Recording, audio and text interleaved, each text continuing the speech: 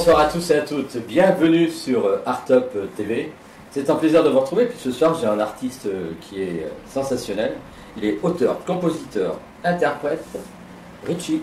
Bonsoir Richie. Bonsoir Daniel. C'est un plaisir. Tu vas bien? Ah ben oui, je vais bien. C'est un plaisir, toujours un plaisir d'ailleurs, d'être dans tes émissions. Bah écoute, merci beaucoup. Et eh bien, merci aussi à toi. Et 2024, bah, bonne année. 2024. Tout à fait. Surtout la santé. Exactement, surtout la santé, parce que sans la santé, malheureusement, on n'a rien. Exactement. Il faut rester debout. Tout à fait. Comment a été bercée ta jeunesse? Oh là là, dans un cocon familial, vraiment dorloté, comme on dit en créole. Dorloté veut dire pouponné. Pouponné, ouais. Parents dans la musique? Oui, parents dans la musique, papa, maman, frère, sœur. C'est lignée en fait de musiciens. Alors, quel est le déclic quand on se dit voilà, moi je vais être auteur, compositeur? Comment ça t'arrive? Bah, écoute, avec des rencontres certainement? Des rencontres, mais déjà dans le cocon familial, puisque on n'avait pas le choix, c'était école, musique. D'accord. Donc forcément, tu grandis comme ça, l'inspiration, elle arrive ensuite après les écoles de musique, etc. Et puis tu ne peux pas passer à côté. C'est où tu es ou tu n'es pas en fait. École de musique en Guyane? Non, dans le 13e. Dans le 13e? Ah. École de musique, combien de temps d'école de musique? Bah, écoute, j'ai fait 6 ans, donc cours de chant au conservatoire. Et ça m'a bien aidé d'ailleurs, puisque ça m'a permis de faire de belles choses avec ça. Sinon, en 4 ans, école de basse, donc avec un professeur qui me coach donc, à la basse. Et puis voilà quoi. Alors, école de musique, alors on en parlait tout à l'heure, tu es toujours compositeur, tu es toujours, pardon, pas compositeur, tu es toujours chef d'orchestre. Tout à fait. Du groupe Multigroove. Multigroove, voilà. Et tu répètes, tu disais à Saint-Maur. Alors je répète à Saint-Maur, dans un studio à Saint-Maur. Je ne veux pas trop donner le nom, parce que bon, on travaille en secret là, donc je ne veux pas trop donner le nom. Mais donc on répète là tous les samedis, donc avec une équipe formidable, des musiciens de talent, et qui veulent vraiment avancer dans le bon sens, on va dire. Alors vous êtes combien de musiciens? Alors nous sommes 9 musiciens. D'accord.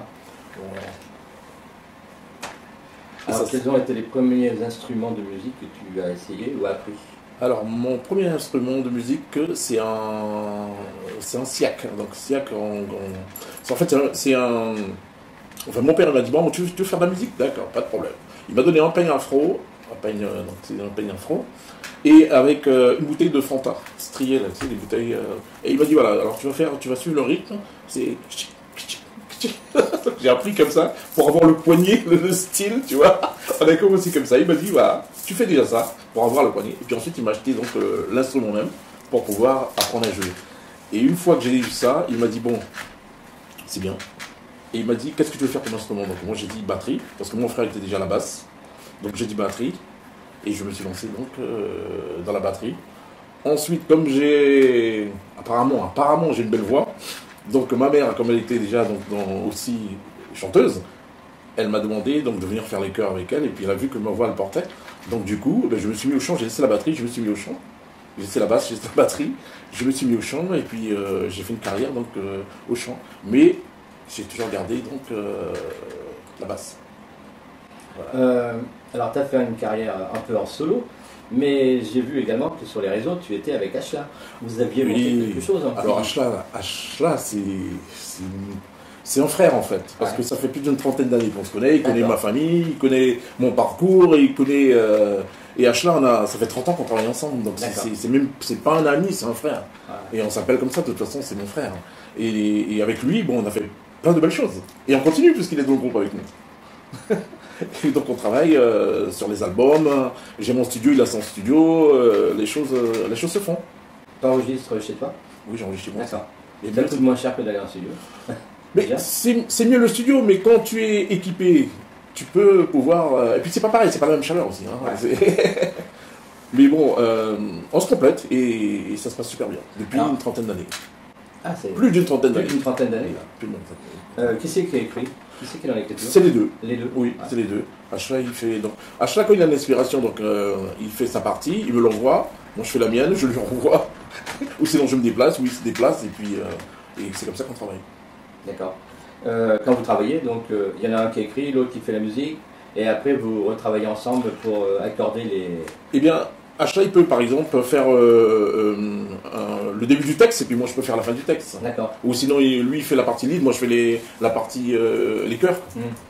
Donc on a toujours travaillé en binôme, mais ça s'est toujours bien passé. Depuis plus d'une trentaine d'années. Et Achat, c'est un musicien hors pair. Parce que bon, on a fait quand même de belles choses, hein, comme fait le Zénith, ce n'est pas rien. Et on a fait de belles choses, hein, de belles scènes, en région parisienne. Le Zénith, à quelle occasion? Alors c'était la nuit du compas. C'était la première fois qu'ils organisaient donc, une nuit, mais que du compas avec des groupes haïtiens, dont des grandes têtes, des grandes pointures. Et donc on a eu cette chance-là, donc comme on était aussi dans un groupe haïtien, live, et on a eu cette chance-là donc, de faire ce live au Zénith. Et c'est inoubliable, c'est quelque chose. Exactement. Quels ont été les défis auxquels tu as été confronté en tant que jeune musicien? Et comment tu les as surmontés? Alors les défis,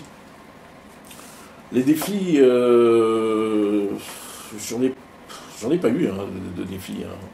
J'en ai pas eu parce que comme j'ai toujours, je ne dirais pas de la chance, non, mais j'ai toujours travaillé en professionnel, je veux dire ça, je n'ai pas pu. Donc je n'ai pas eu de défi. J'ai assumé ma partie, quoi. J'ai toujours assumé ma partie. Même pour les Zénith, j'avais pas le tract et tout. Au contraire, j'étais... Tu n'as pas le tract? Ah, pas du tout. Pas du tout. Mais moi, quand je monte sur scène et que j'ai un public devant moi, mais je suis heureux. Ouais. Mais je suis même fou, je suis un gamin. Je cours de partout, je fais des trucs de... C'est rare de voir un artiste qui n'a pas le tract. Et je bois pas, je fume pas. Donc, c'est pas mal. Non mais quand je dis je bois pas, je fume pas, c'est que j'ai pas besoin de ça pour pouvoir, au contraire, du fait que j'ai le public devant moi, mais j'explose, c'est un truc de ouf. Je m'amuse. Si tu regardes bien mes lives sur YouTube, tu verras que je m'amuse. Je suis comme un gamin. Je sais, j'ai regardé. T'as vu? Comment la musique a-t-elle joué un rôle dans ton éducation et ton développement personnel? Ben, j'avais pas le choix, comme je t'ai dit, et j'avais pas le choix étant donné que j'avais papa, maman, frère, soeur dedans, j'avais pas le choix de suivre. Donc l'éducation, ça s'est fait normalement. Qu'est-ce que tes parents écoutaient quand tu étais petit? Un peu de tout. Ma mère elle aimait bien Dalida, c'était l'époque dans Dalida, France Gall, Sylvie Vartan. En fait, à la maison, on avait chacun nos idoles. Mon frère Rémi, lui, c'était Johnny Hallyday. Moi, c'était Claude François. Ah, toi, c'est Claude François? Ouais, moi, c'était Claude François, oui, j'aimais bien ce qu'il faisait. Balavoine, franchement... Et à l'heure actuelle, tu écoutes quoi comme musique? J'écoute de tout, en fait. J'écoute de tout. J'écoute du rap, j'ai mon fils qui fait du rap, j'ai une fille aussi qui fait du rap. J'écoute de... Dès que c'est la musique, Donc, ça va être des prochains artistes? Ah oui, ça c'est sûr. C'est un papa qui aide les enfants? Je suis très pointilleux parce que je dis, moi, c'est l'éducation que j'ai eue. Je suis très pointilleux sur la musique parce que je me dis, si tu veux faire de la musique, il faut te donner les moyens de le faire et il faut vraiment le faire en professionnel. Il ne faut pas faire de la musique en amateur, il faut le faire en professionnel. Donc il faut vraiment tout donner. Comment tu as perçu la chose quand tes enfants t'ont dit je veux faire de la musique? Eh bien, ça s'est pas fait comme ça. Bien au contraire, ils me disaient tout le temps quand ils me voyaient répéter, ils me disaient papa, il faut qu'on fasse de la musique ensemble. Il faut qu'on fasse de la musique ensemble. Et moi, la première chose que je les ai déjà appris, c'est compter les mesures, le temps. Parce qu'ils chantaient, donc je les disais non, ça c'est pas bon, il faut recommencer, il faut faire comme ça, comme ça. C'est vrai que je les ai beaucoup aidés. Mais aujourd'hui, je pense qu'eux aussi peuvent m'aider. Ils sont d'un niveau supérieur à moi, je pense. D'accord. Et vous allez travailler ensemble? Vous allez sortir un album ensemble? Mais dans l'album Réglage, dans le premier morceau, c'est mes deux filles qui chantent. Et je les ai donnés, avec Ashla, on les a donné donc la musique. Et en même pas une demi-heure, ils m'ont fait le texte. Donc c'est eux qui chantent leur texte. Donc sur Pétrole, la chanson Pétrole, c'est mes deux filles qui chantent. Bah, c'est une belle aventure. Ah, c'est une très belle aventure. Il y a des projets pour 2024 avec tes enfants? Non, pas du tout. Pas du tout, puisqu'ils ont chacun pris une direction. Donc, par contre, je vais les coacher, oui, ça c'est pas un problème. Surtout que toi, que tu es dans le compas, Tu vas pas aller sur du rap. Je vais... Non. Non. Non, j'irai pas dans le rap. Ouais. Mais par contre, je serai là quand même pour leur donner cette force. En fait, j'en ai une qui fait du rap et j'en ai une qui fait du zouk. Et j'en ai une qui... Elle est exceptionnelle parce que elle te fait la musique sur le téléphone, elle te fait la musique, elle te met les paroles, elle te fait tout.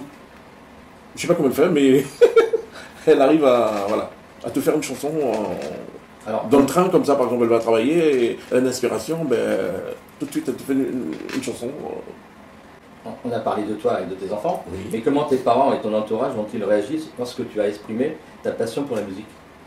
Eh bien, mes parents, ils n'étaient pas étonnés parce qu'ils ont vu que j'étais très intéressé. Donc c'est pour ça aussi qu'ils m'ont donné les moyens de réussir. Donc ils n'étaient pas étonnés. Bon, mon entourage, comme j'ai fait beaucoup de live, donc les gens ils m'ont vu, les voisins ils m'ont vu. Non, j'ai pas eu de problème de ce côté-là non plus. J'ai pas eu de problème de ce côté-là. Bien au contraire. J'étais un petit peu le petit protégé, donc on m'encourageait. Jusqu'à maintenant on m'encourage toujours. Donc. Là, j'ai dit bon, je vais arrêter de chanter, je vais me mettre à la basse. Non, faut rester dans le chant, reste dans le chant. Y a-t-il des chanteurs qui t'ont influencé pour la musique? Ah oui. Il y a beaucoup de chanteurs qui m'ont... Tu vois, par exemple, je prends comme le chanteur haïtien qui est malheureusement qui est décédé, c'est Snardoubi. Il y a Choubou aussi. Il y a au niveau des Antilles, Patrick Saint-Éloi. Tu as Jean-Philippe Martelly, que je salue d'ailleurs. Il y en a plein, t'en as plein. T'as des chanteurs que quand je les entends chanter, je suis. je bave. Alors, justement, on va t'écouter chanter. Ah oui. On va regarder tout de suite un clip. Et on en parle tout de suite après. Exactement. Voilà.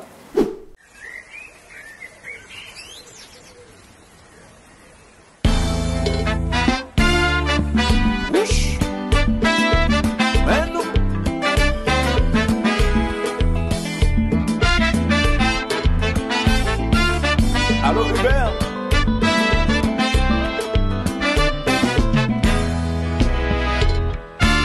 Nous remercions toute fanatique nous yo.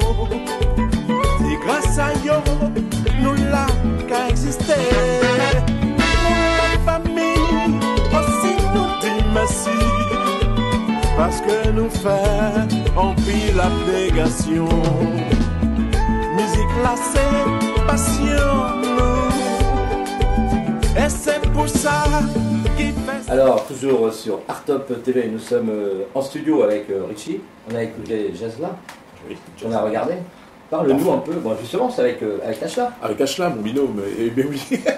Alors Ashla, donc je te salue déjà mon frère. Voilà. On est ensemble. Pendant qu'on y est, on va saluer également Léa. Bien sûr, j'attendais obligé. Hein? Léa Production et Yeba Production. Voilà. Parce que c'est les deux productions qui sont en synergie. D'accord. Alors, Ashla, je te salue mon frère, toi-même tu sais. Concernant Ashla, donc c'est ce morceau-là, le morceau de Jazz-là, c'est un morceau qu'on a mis en place il y a au moins une dizaine d'années. On l'avait déjà en machine, parce qu'il faut savoir que Ashla, comme j'ai dit tout à l'heure, Ashla il travaille de son côté, moi je travaille de mon côté. Et en machine, on a ce qu'il faut. On a pas mal de compositions en machine. Donc c'est un morceau qu'on avait fait déjà il y a une dizaine, quinzaine même, on va dire même une quinzaine d'années, et qu'on a remis au goût du jour. Et on l'a sorti et ça fait un succès, ça plaît. Et tant mieux pour nous, tant mieux pour nous que ça plaît. Et que jusqu'à maintenant, on a encore des personnes qui nous demandent, du public qui nous demandent l'album. Et l'album est sorti déjà, ça fait 3 ans.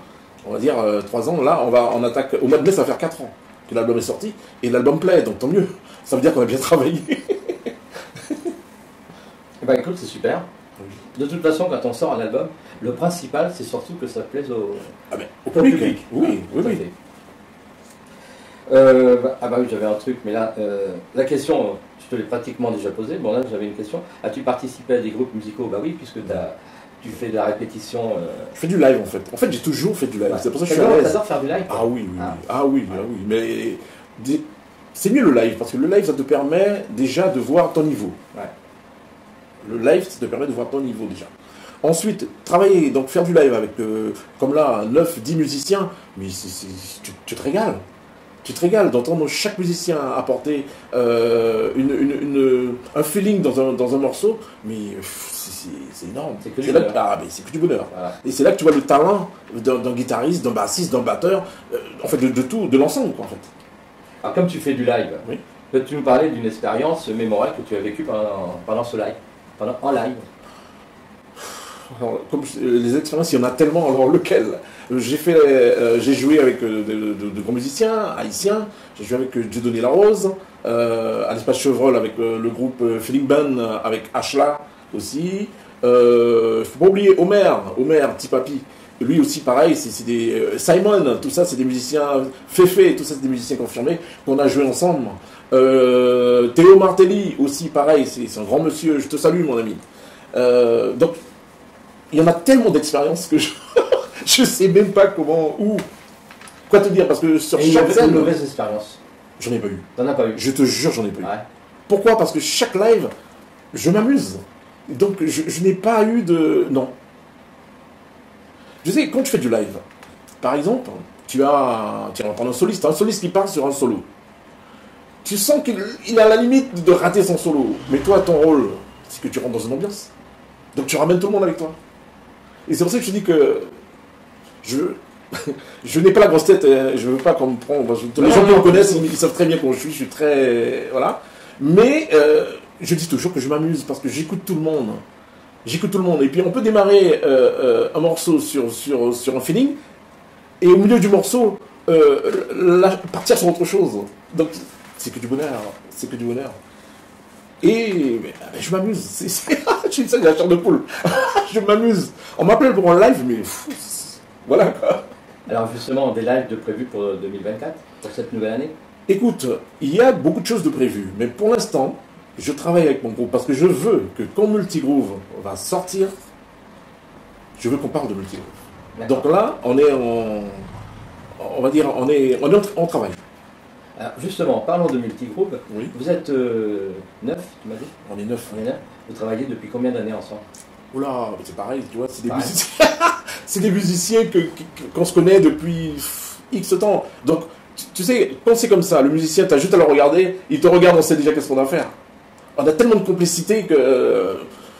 C'est ça qui fait aussi la magie des lives. Tout à fait. Ah, c'est ça. Tout à fait, parce que quand tu joues, quand par exemple tu as, mettons, 20 ans, ou 15 ans, ou 10 ans, que tu joues, même 5 ans, ou même 2 ans, même 1 an, que tu joues avec un musicien régulièrement, tu le connais. Ouais. Et lui, te connaît. Il sait à quel moment tu vas partir en live, enfin, je dis en live, dans tes ambiances, il sait, parce qu'il y a cette complicité.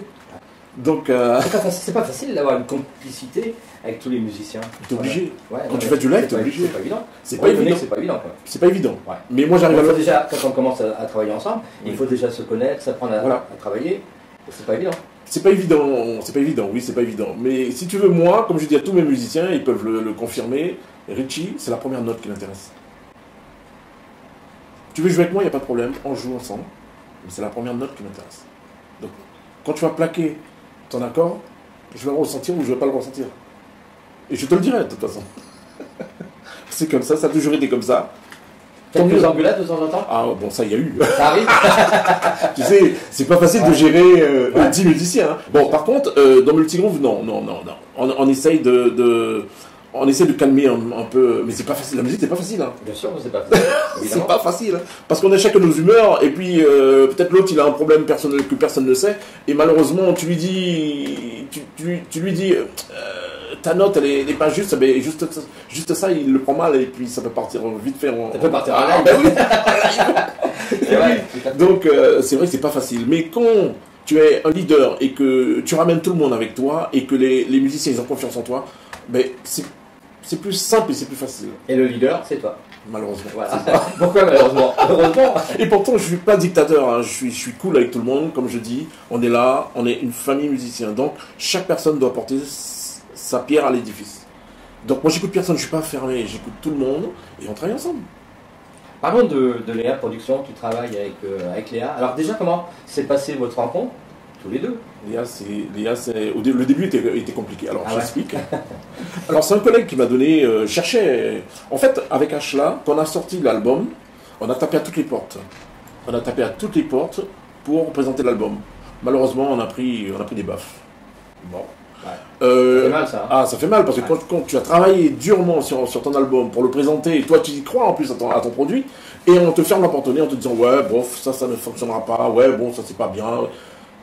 Je dis que faut faire quand même attention, parce que les artistes, ils souffrent. Ils souffrent pour sortir un produit, donc il faut les encourager, il faut leur donner cette chance. Faut pas les fermer la porte au nez, mais malheureusement, on l'a eu. Donc moi, comme je suis une personne, je suis tenace, je me suis dit non, il n'y a pas moyen. Il faut qu'on fasse quelque chose. On a mis de l'argent pour faire cet album. C'était pas gratuit. Tu peux nous dire combien ça coûté 2 000 €. 2 000 €. Ouais. Donc un album de combien de titres? Il y a 4 titres dessus. D'accord. 4 titres. Avec Ashla, on a mis 2 000 €. On a fait cet album et on nous a claqué la porte au nez. Donc moi j'ai dit à Ashla, il n'y a pas moyen, il faut qu'on trouve une solution. Moi donc j'en ai parlé dans mon réseau. Et malheureusement, pardon, j'ai un collègue qui me dit tiens, mais attends, je vais te donner un numéro. Et tu appelles de ma part. Donc il m'a donné ce numéro, c'était Léa. Donc Léa, elle vit à Londres. Oui, c'est ça, voilà. Exactement. Voilà. Donc je l'ai appelé, je lui ai proposé, je m'en souviens encore, je lui ai proposé donc un partenariat. Elle m'a envoyé bouler. Elle m'a envoyé bouler pour me dire moi je fais du cinéma, moi je fais du théâtre, moi voilà, ça m'intéresse pas, je connais pas, il faudrait que j'écoute d'abord et puis je vous dirai. Donc elle m'a envoyé bouler. Bon. Ça commence mal. Bah, oui, très mal, très mal. Et comme j'ai une sœur donc qui vit à Londres, je suis rentré en contact avec ma sœur et j'ai dit à ma sœur voilà, j'ai contacté donc une production et je ne sens pas le truc. Elle me dit écoute, à Londres ça se passe comme ça, comme ça, comme ça, comme ça. Ne baisse pas les bras, insiste. Donc j'ai recontacté Léa. Elle m'a dit bon, elle m'a dit on fait un partenariat de 2 mois. Si dans les 2 mois ça lui plaît, on verra. Et on est parti comme ça. Donc si tu regardes les débuts, c'était ça. C'était un partenariat de 2 mois que j'ai fait avec Léa. Ça fonctionnait. Elle a pris goût, nous aussi d'ailleurs. et voilà. Et c'est elle qui m'a rappelé. Après les 2 mois, elle m'a dit bon voilà, ça va être comme ça, comme ça, comme ça, comme ça. Après on va laisser. Moi j'ai dit banco. Et puis c'est parti. Et puis voilà. Et là maintenant ça fait 4 ans. 4 ans ça fait 4 ans qu'on est avec Léa et moi je suis heureux. Bien sûr. Je suis heureux parce que grâce à Léa, et Acha aussi il est heureux, grâce à Léa, ça nous a permis de faire beaucoup de choses et de se projeter au devant de la scène et de se faire connaître et se rapprocher aussi des musiciens parce qu'on a Victor Martinel qui est avec nous aussi, donc dans le partenariat. Et donc voilà, c'est que du bonheur. Voilà, donc il ne faut pas baisser les bras. Il ne faut pas baisser les bras. Hein. Voilà, les artistes qui vont nous regarder ce soir, eh bien, il ne faut pas baisser les bras, comme quoi, des fois. Faut pas baisser les bras. Et comme j'ai dit en 2024, je l'avais dit en 2023, je le redis en 2024, pour tous les musiciens, les artistes, si vous voulez avancer, il faut être structuré. Il faut être structuré. Si vous n'êtes pas structuré maintenant, ça ne fonctionne pas. Donc si vous voulez avancer et faire autre chose, connaître autre chose, il faut être structuré. Je ne dis pas ça parce que je suis structuré, mais c'est le choix que j'ai fait et c'est le choix qui porte. Je suis content aujourd'hui. Bien sûr. Voilà. Bon, donc on est ravis que tu fasses des sets et tu nous tiendras au courant sur Artop. Tout à fait. Comme ça, on pourra également te suivre et aller te voir. Hein. Super. Et ça sera avec un grand plaisir. Ben, nous aussi. Et tout de suite, on va regarder le deuxième clip et on en parle tout de suite après. Tout à fait.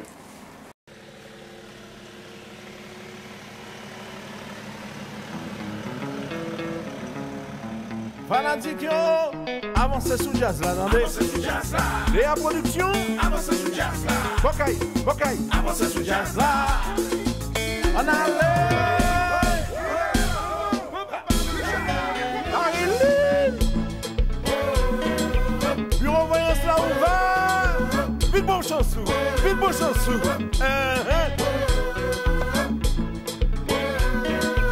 Nous caille tigre cal, nous caille maga cal.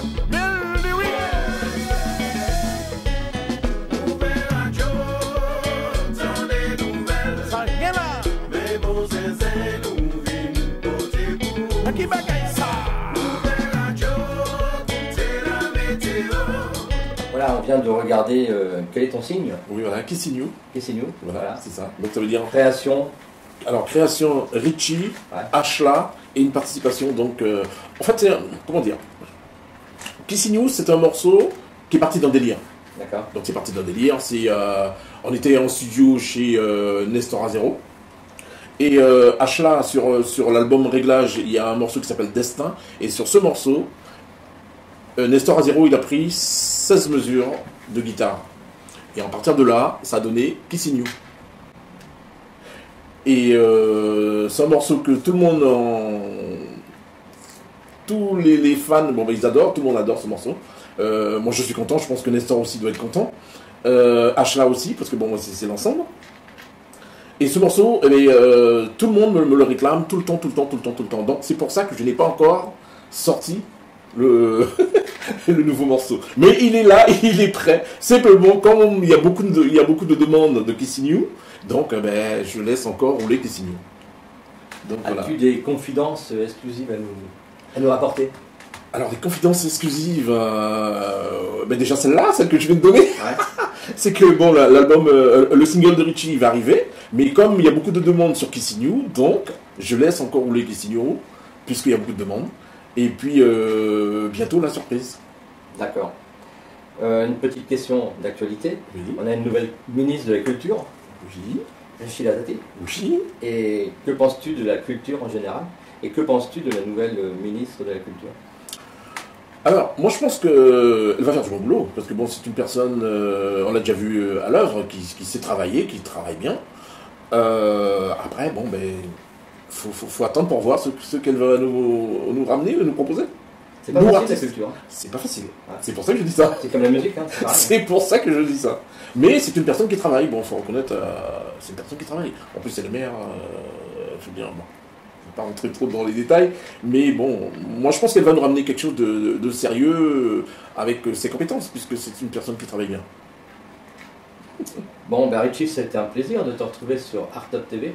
Je te remercie, Daniel. C'est un plaisir. Arttop TV qui a été créé par Alibi Montana, le rappeur, oui, et par Magic, le bar, qui sont tous les deux les créateurs, les deux piliers de Arttop TV. Voilà. Eh bien, tout mon respect. Et puis, Alibi Montana aussi. Tous mes respects. Et puis, je vous dis, bonne continuation. Franchement, j'ai été bien accueilli. Franchement, le cadre, il est super. Daniel, il n'y a rien à dire. Merci. Et puis, je vous remercie tous, la secrétaire aussi, et je vous dis à bientôt. Un grand merci à Arttop TV, Majid, Alibi, Daniel Lambert et bien sûr la secrétaire. Merci à vous, vous êtes top. À bientôt.